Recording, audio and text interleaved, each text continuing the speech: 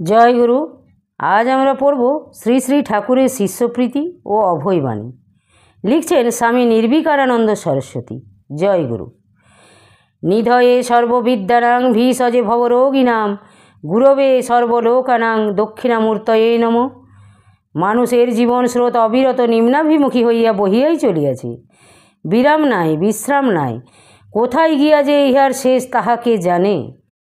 মানুষ ইন্দ্রিয়পথে রূপ, রস, গন্ধ, শব্দ, স্পর্শ ইত্যাদি বিষয়ে আপনাকে ছড়াইয়া দিতেছে।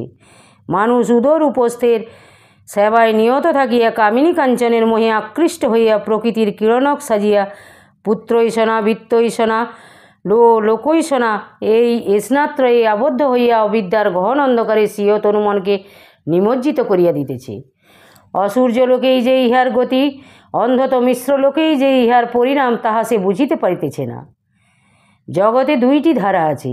একটি ধারা নিম্নাভিমুখে যাইয়া নিম্নগ চেতনায় অধ পরিণামে অধপতিত হইয়া জীবকে জড়ে পরিণত করিতেছে, আর অপর ধারা যাহা ঊর্ধ্বগ চেতনা, ঊর্ধ্বগ পরিণাম, তাহা ক্রমশ ঊর্ধ্ব দিকে উঠিয়া জড় হইতে চেতনায় ফিরিয়া যাইতেছে।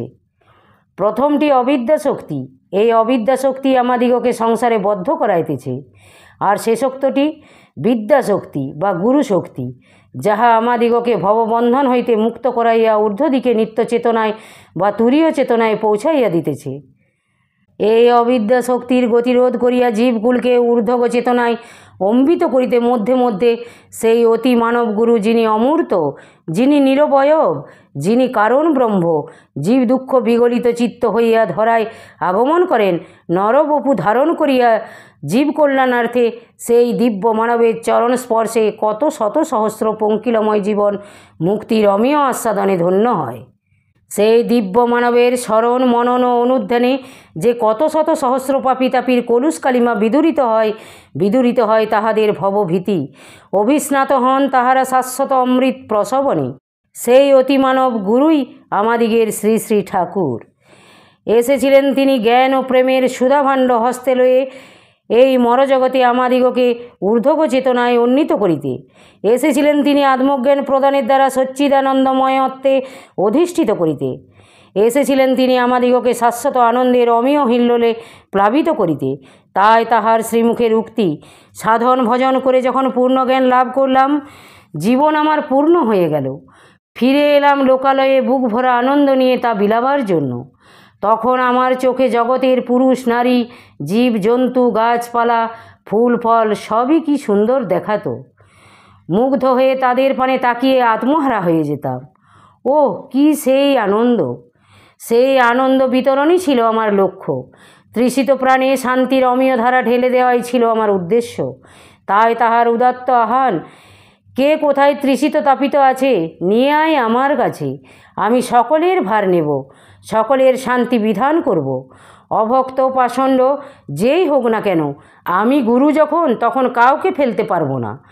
আমি এসেছি গুরুরূপে গুরুভাবে অধিষ্ঠিত থেকে শিষ্যের প্রাণে জ্ঞানের আলো জ্বেলে দিতে, তাদের ঊষর হৃদয়ে আনন্দের প্লাবন বহাতে। গুরু তিনি, নির্বিকল্প বুদ্ধিত পুরুষ তিনি। তাই তাহার হৃদয়ে সদয় জাগিয়া ওঠে ক্রীড়ন্ত বিশ্বমার্জম। বিশ্ববাসীকে আর্য করিয়া তুলিব, তাহাদিগকে সত্যের পথে উপনীত করাইব। সংসারীন পুরুষান উদ্ধরিষ্যামি। সংসারী পুরুষগণকে উদ্ধার করিব। একজনও অমুক্ত থাকিতে আমি মুক্তি চাই না। গুরু তত্ত্বাতীত হইয়াও তত্ত্বময়, গুরু সর্বদেবময়। নিখিল দেব দেবতার উৎসস্থল যে ব্রহ্ম, সেই ব্রহ্ম তো তিনি, ব্যাপ্ত চেতনাও তিনি, সংহত চেতনাও তিনি। তিনি যুগপথ কেন্দ্র পরিধিতে বর্তমান। পরব্রহ্ম তিনি, অবর ব্রহ্মও তিনি। তিনি যুগপথ পরাবর ব্রহ্ম। বিশ্বাতীক হইয়াও তিনি প্রেম ভরে বিশ্বাণু হইয়া রহিয়াছেন। তিনি পূর্বেশামপি গুরু কালেনা বচ্ছেদাতের মূর্ত বিগ্রহ। শ্রী শ্রী ঠাকুর হলেন সার্বভৌম গুরু। বিশ্বের যে কোনো দেশের যে কোনো কালের গুরুর সমস্ত শক্তির সমন্বয় এই নিগমানন্দ। শ্রী শ্রী ঠাকুর হলেন সদ্গুরু, গুরু ব্রহ্মের করুণাঘন মূর্তি, আচার্য ব্রহ্মণ মূর্তি। সেই অমূর্ত ব্রহ্ম, সেই নিরবয়ব ব্রহ্ম জীব দুঃখ বিগলিত চিত্ত হইয়া জগতে আসেন জীব কল্যাণার্থে নরবপু ধারণ করিয়া। তাই তাহার উক্তি, গুরু কৃপায় এ প্রাণ দিন দিন যতই প্রসারিত হইতেছে, বিশ্বের অভাব ততই আমাকে ঘেরিতেছে। প্রতি জীবের জন্য প্রাণ কাঁদিতেছে, বিশ্বের কীট পতঙ্গও আমার সমপ্রাণতা জাগিতেছে। ঘৃণ্য নিম্ন চেতনায় আসক্তিজনিত যে দুঃখ, তাহা দেখিয়া তাহার প্রাণ কাঁদে। ইন্দ্রিয়গুলির দ্বারা ভোগ প্রকৃতির গুণাবরণে অন্নময়, প্রাণময়, মনোময়, বিজ্ঞানময়, আনন্দময় এই পঞ্চকোষে আবদ্ধ হইয়া আধ্যাত্মিক, আধিভৌতিক ও আধিদৈবিক এই দুঃখত্রয় ভোগ করিতেছে। বিশ্বের কীটপতঙ্গেও তাহার সমপ্রাণতা, জীবের দুঃখে তাহার দুঃখানুভব হইত, তাহাকে ব্যথিত করিত। স্থানুভব যে ব্রহ্মানন্দ, তাহাকেও তিনি তুচ্ছ জ্ঞান করিয়া জীবের দুঃখ কেমন করিয়া অপনোদিত হইবে এই চিন্তায় তিনি ক্লিষ্ট থাকিতেন। তিনি যে বিশ্বের সর্বত্র প্রতি অণুতে অণুতে তাহার ভগবানকেই সন্দর্শন করিতেন। জীবজগতের স্ত্রী পুরুষ, জীবজন্তু, ফুল ফল সর্বত্র এবং সকলকে যে তিনি প্রেমময় দৃষ্টিতে দেখিতেন। যুগে যুগে মহাপুরুষগণ আসেন জীব দুঃখ বিগলিত চিত্ত হইয়া তাহাদিগের অজ্ঞানতা দূরীকরণের জন্য। এই অজ্ঞানতায় জীবকে দুঃখ দুর্দশায় প্রপীড়িত করিতেছে দেখিয়া তাহাদিগের প্রাণ কাঁদে। তাহারা অশ্রু ভারাক্রান্ত হন আত্মীয় স্বজন বিয়োগে, ব্যাধির যন্ত্রণায়। সাধারণত মানুষ কাঁদে, কিন্তু তাহার তো এসবের কোনো কিছুই নাই। তাহা হইলেও তিনি কাঁদেন কাহার জন্য? আমাদিগের জন্য। তিনি প্রতিটি শিষ্য ভক্তের নিকট মনুষ্যত্বের ভিখারী, দেবত্বের ভিখারী, ঈশ্বরত্বের ভিখারী, ব্রহ্মত্বের ভিখারী। তিনি আমাদিগের মধ্যে মনুষ্যত্বের অভাব দেখিয়া কাঁদিয়েছেন, আমাদিগের মধ্যে মনুষ্যত্বের ঊর্ধ্বচেতনার অভাব দেখিয়া কাঁদিয়েছেন। আমাদিগের অজ্ঞানতা তাহাকে অশ্রুভারাক্রান্ত করিয়াছে। নির্বিকল্প সমাধিবুদ্ধিত পুরুষ তিনি, তাই জগজ্জননী মহামায়া তাহার উপর এই দায় চাপাইয়াছেন।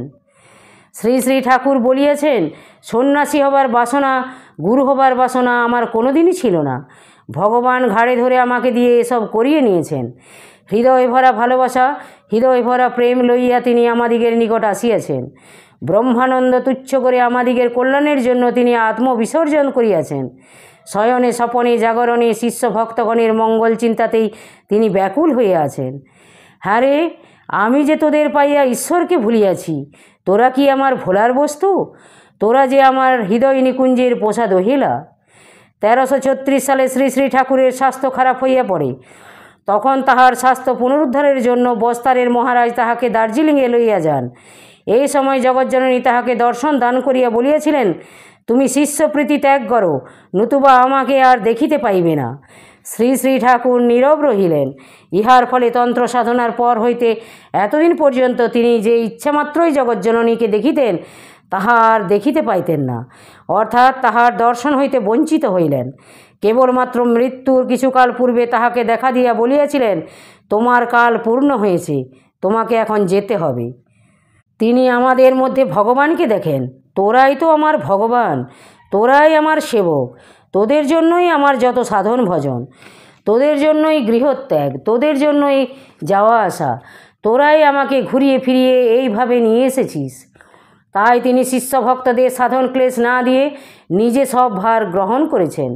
শিষ্য ভক্তগণ উপযুক্ত হোক আর অনুপযুক্ত হোক, তিনি নিজে সকলের মুক্তির দায়িত্ব গ্রহণ করেছেন। তোমাদের একে একে আকর্ষণ করে সব আনন্দধামে নিয়ে যাব। আবার একদিন সেই জগতে সকলের সঙ্গে মহামিলন হবে। তিনি যে শিষ্য ভক্তদিগের ইহকাল পরকালের ভার স্বেচ্ছায় গ্রহণ করিয়াছেন, তাহা কেবল তাহাদিগকে ভালোবাসিয়া।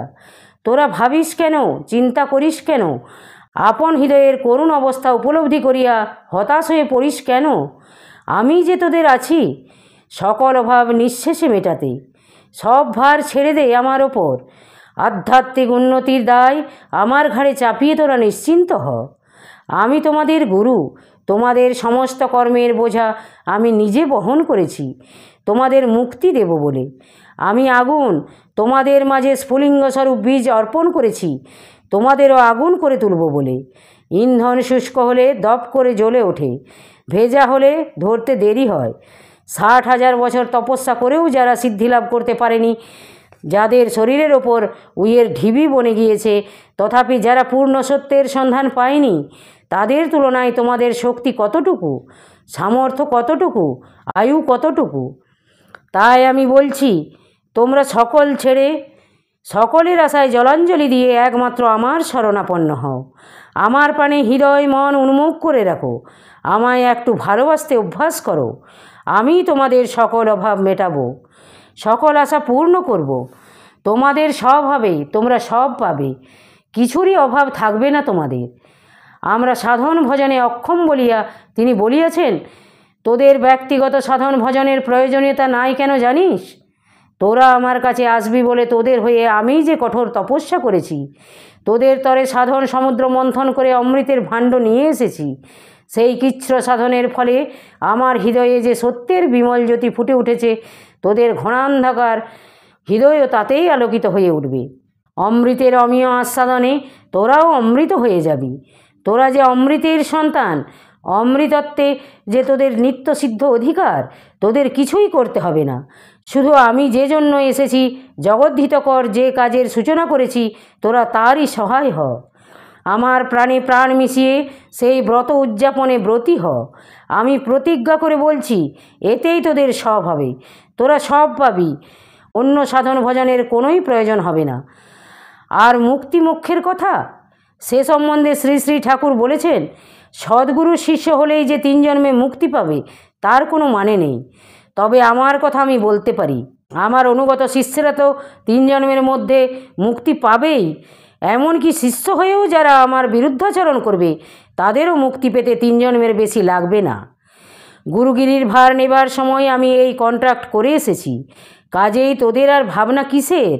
তোরা পরম ভাগ্যবান, মুক্তি তোদের করতলগত। তোরা খাবি দাবি আর আনন্দ করবি, আর খুব করে লাফাবি। সব দায়িত্ব আমার, তোরা আমার এপারের কর্ম নিয়ে থাক, আমি তোদের ওপারের ভার নিলাম। সন 1336 সালে মঠে সম্মিলনীর অন্তে 4র্থ দিবসে সকালবেলা পূর্বদিনে অনেকের দীক্ষা হইয়া গিয়াছে। কয়েকজন মন্ত্র বিস্মৃত হয় শ্রী শ্রী ঠাকুরের কাছে আসিয়া পুনরায় মন্ত্র জানিয়া লইল।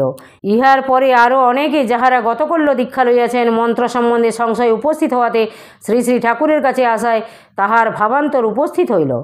তিনি বলিতে লাগিলেন, তোরা মন্ত্র নিয়ে কী জপ তপ করবি? আমি জানি তোদের জপ তপের কোনো ক্ষমতা নেই। তোদের জন্য আমিই সাধনা করে এসেছি, শুধু আমাতেই বিশ্বাস থাকলেই হবে। শুধু আমার দিকে লক্ষ্য রেখে জয় গুরু বলবি, নিগমানন্দ নিগমানন্দ বলবি। এই সবের মধ্যে যে কোনো একটা সূত্র ধরে আমার সঙ্গে যোগাযোগ থাকলেই হলো। ভাবান্তরের সঙ্গে সঙ্গে শ্রী শ্রী ঠাকুরের চেহারা ক্রমে উজ্জ্বল হইয়া উঠিতে লাগিল। শ্রী শ্রী ঠাকুর আবেগময় ভাষায় বলিতে লাগিলেন, তোরা আমার শিষ্য, তোদের সম্বন্ধে তো কথাই নেই। এখানে নর্দমার যে শেয়াল কুকুর, এমনকি পিঁপড়ে পর্যন্ত আমার প্রসাদ পেয়েছে, তাদেরও আর পুনর্জন্ম হবে না। এ নামের ধ্বনি যতদূর পর্যন্ত গিয়েছে, প্রতিটি বৃক্ষলতার পর্যন্ত একই অবস্থা। জয় গুরু। আজ এই পর্যন্তই। যদি আপনাদের ভালো লেগে থাকে তাহলে চ্যানেলটিকে সাবস্ক্রাইব করে সাথে থাকবেন। জয় গুরু।